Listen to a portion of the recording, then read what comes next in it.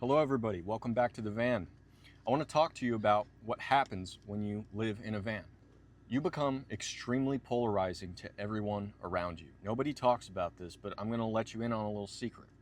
Once you start going on this very unconventional path, and it is unconventional, believe me, people will either think you are the coolest person in the world, or they will think you are wasting your life, wasting your potential, and doing something stupid and crazy and foolish that will only end in disaster and financial ruin, yada, yada, yada. There's really rarely any lukewarm or in between when it comes to this. And I thought about this a while, and you realize that the people who are insecurely jabbing at you and saying that you're wasting your life based on the choices that you consciously made, you act as a mirror to them and the choices that they've made. You are revealing a certain insecurity in their own choices. You are revealing to them that there were alternatives available to them before they chose the path that they chose. And that scares them because they are not actually secure in the path that they chose.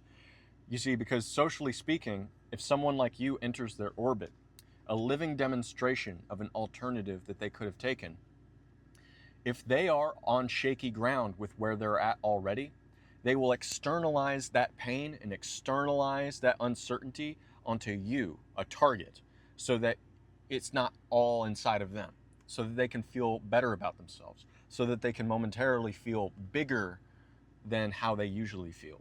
That's how this works. All this pain gets externalized into a living target. That's you.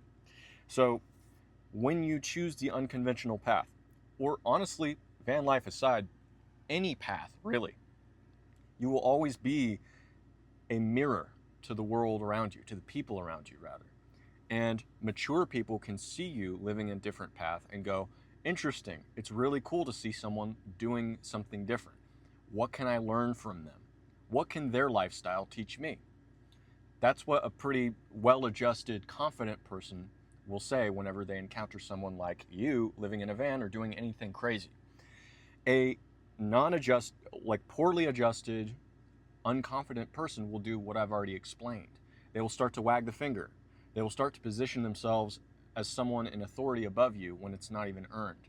They will start to concern troll you and say, oh man, it would be so sad if, at the end of all this, you just end up with zero in your bank account and, you don't have a family yet. And how old did you say you were again? All that starts, okay?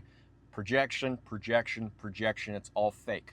It's all fake, and it's them just being really immature.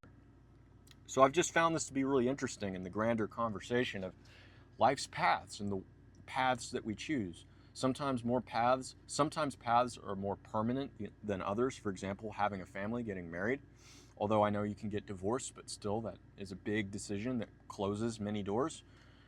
You know, I saw this post on X, but it was a guy saying you choose the regrets in your life as much as you choose the paths in your life.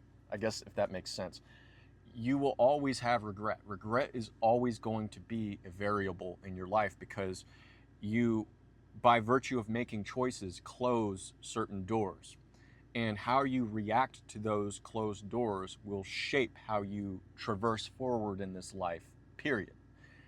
If you choose to react to the closed doors, constantly looking back in the rear view, wondering what if, then you're not going to have your attention fully focused on what's right in front of you. You're not going to be grateful for what's right in front of you. You're going to always, always have a wandering eye. And it robs you of your ability to enjoy the present moment, I've found.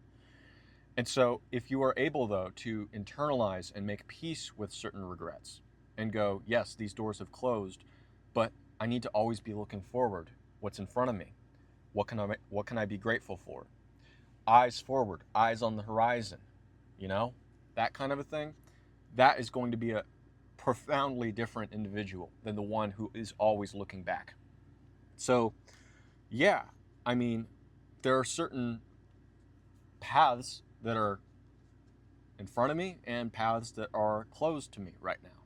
And I choose to just stay in the moment. I'm grateful for this AC.